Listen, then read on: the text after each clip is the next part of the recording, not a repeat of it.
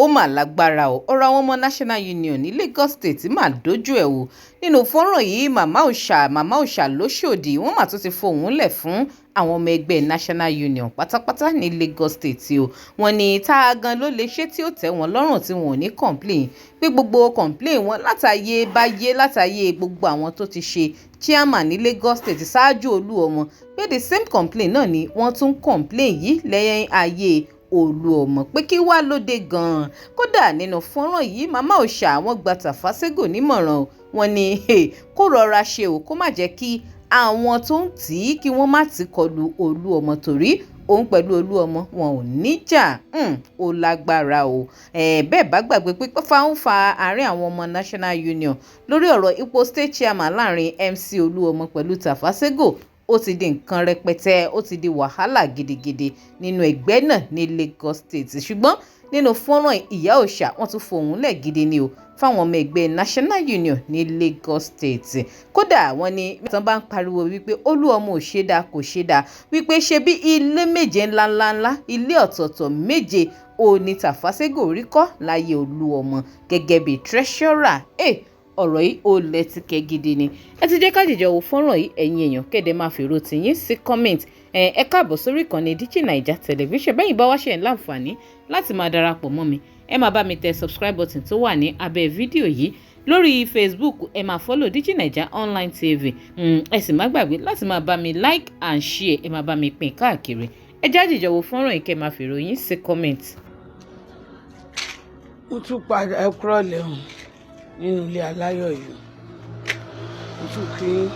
gbogbo ẹ̀yin National Lagos State ẹni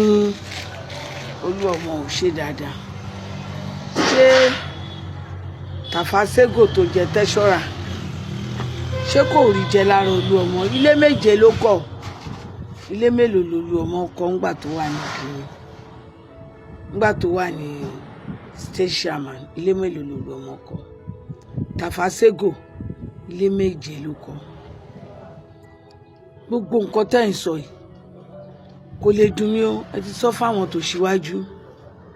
mo fẹ́ kí gbogbo fídíò tí mo ń ṣe yìí kó káàkiri di worldwide ẹ ṣe fáwọn tó ṣíwájú ẹ ṣe fáwọn tó jó lórí ẹ ṣe fáwọn tànà tẹ́ bá wá ṣe fún sí Oluomo náà kò lè dùn mí. Tafa Sego àjẹ kan tiẹ̀ l'Oluomo wọ́ pẹ̀lú Oluomo ẹ kì í ṣe oníjà o wàláì ẹ kì í ṣe oníjà o ẹ̀yin Lagos State yìí nìkan náà ni ẹni wàhálà ẹ ṣáà ń fẹ́ tàjẹ̀ sílẹ̀ Ọlọ́run ní fún yín ṣe ànírógun tàjẹ̀ sílẹ̀ lágbára Ọlọ́run kan tó mú Excellency wa Sanwó-Olú àti bàbá wa Bọ́lá Ahmed Tinubu ọmọ olódòdẹ tó lóun ò fẹ́ tàjẹ̀ sílẹ̀ àní rí tàjẹ̀ sílẹ̀ ẹ̀yin náà lè fẹ́ wàhálà ẹ̀yin náà lè fẹ́ wàhálà ẹ rí pé Oluomo kò ń wo gbogbo nǹkan tẹ́ bá ń ṣe àwa la kàn máa ń wò pé kò yẹ kó rí bẹ́ẹ̀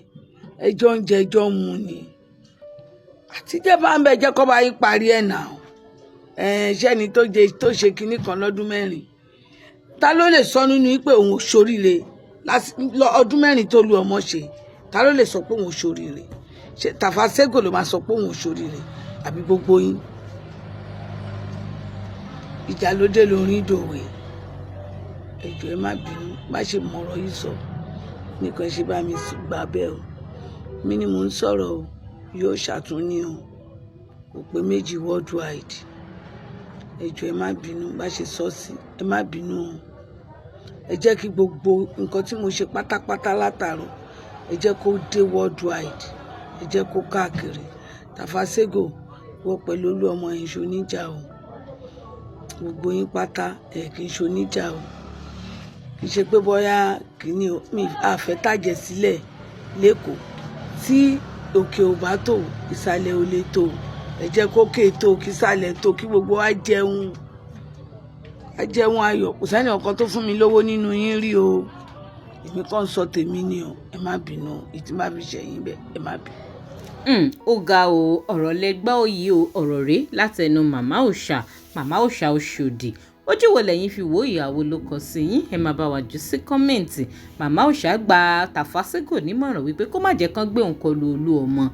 wípé Oluomo gan kò sí téèyàn lè ṣe tó lè tẹ́ àráyé lọ́rùn. Ǹjẹ́ yìí náà faramọ́ tí màmá ì sọ ẹ máa jù opinion ti yín sí kọ́mẹ̀ǹtì. Ẹ má wá gbàgbé láti máa bá mi follow DIGINAIJA online TV lórí Facebook, link tó wà ní comment section video ó máa gbé yín lórí Facebook page wa. Lórí YouTube ẹ máa bá mi tẹ subscribe button tó wà ní abẹ́ fídíò yìí kẹ́sì máa bá mi like and share ẹ máa bá mi pín káàkiri lórí ayélujára. Ká tó pàdé láyé àtàlàáfíà ẹ ṣeun.